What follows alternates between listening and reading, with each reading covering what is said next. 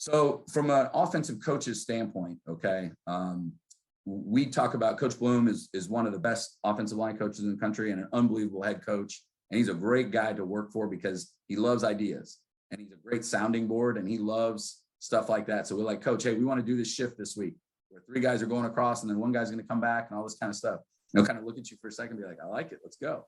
So it's really cool to work in an environment where we've got that lab type environment where there's no bad ideas and we want to throw everything at our players and see what sticks.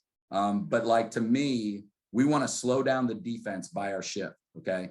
And what do we talk about that? Okay. Let's watch number 17 here through the middle of the shift. We're in a 3 tight end set. 17's communicating, 30's communicating. There's another level of communication. And now there's a 3rd level. So we just made him talk 3 times. So now he's getting ready to play the game and he's got 5 less seconds to think about the play, his assignment, whatever defensive players think about. Okay, so I think that's important. As we show this clip, you want to watch the first step of 18 here. Okay, we're going to try to mirror the running back's footwork with our first step in order to open crossover roll. And what I mean by that is we want to make sure that we're setting the same angle initially for the running back so that when we do make contact, we're able to take the defender where he wants to go. Now, what we talk about from a tight end standpoint is we want stretch, as much contain as you can get that guy to widen him, but don't get beat inside, meaning your helmet should go on the inside number, and we should be trying to U defenders out, blocking them to the sideline to the Gatorade stand. This is a really good job by 18 here, an F tight end. Okay, again, this is not a physical ass kicking block. It's just not that block. It's a space block, similar to a receiver block. We're big into hands and feet, sink your hips, widen your base, shorten your stride. Okay. Now, one thing that's important to this play, and if we just look from the center over, okay, this is a conference opponent here. So we knew through film study and through prep that week that they like to run this will fire with a TE pressure, okay? So our guys worked the heck out of this in Indy. Man, I saw it. Like, we talked about it on Sunday. We talked about it on Monday. We drilled it on Tuesday. We drilled it on Wednesday. And Coach Davis did a great job with our guys and Coach Bloom of getting our guys ready for this twist. So we got this twist. Okay, our O-line picked it up really well, got to finish a little bit better. But man, what a great job to help those guys. Now, the cool thing about it is we had this play in 2 or 3 other formations, and the line was doing the exact same thing. So we didn't mess with the line. All we did was add an extra element to it so that the line knew that their job was going to be the same and our job was going to be slightly different. So a good hard run there, good finish, a nice explosive run. Okay, similar type concept here, okay?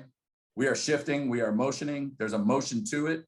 Okay, so we're running down on the play clock here, I think is what happened on this one. A little bit of confusion. Quarterback does a great job of everybody getting settled. Okay, and now we're running a play off to the races. Okay, great job running back making the safety miss. Now let's talk about the end zone in this play. Again, 3 tight end sets, shifting and motioning. And when we talk about 3 tight ends at Rice, we're a little different this year. 18 was a 4th-year player. 82 was a 5th-year player. 87 was a 3rd-year player, okay?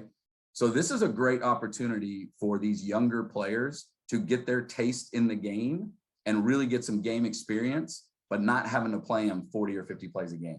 So like 18 in this case, he was an older player, but it was his way to get on the field and show the team like, hey, I'm ready to block. I'm willing to block. I'm ready to go. So then when we threw him the ball, it wasn't a coincidence. They're like, hey, we see this kid out there. So to me, changing up personnel groupings on offense, whether it's 11 to 12, 11 to 21, that stuff is really good for the morale of your team too, especially for younger players and the development. So again, we're running gun inside zone. Sorry, I probably should have said that the first time, but we're running weak side gun inside zone. Point here is the Mike backer. We are swapping to here, and then we are backside. Give them the opportunities to fold it or zone it, but it's really just normal zone. And now it's a weak side run.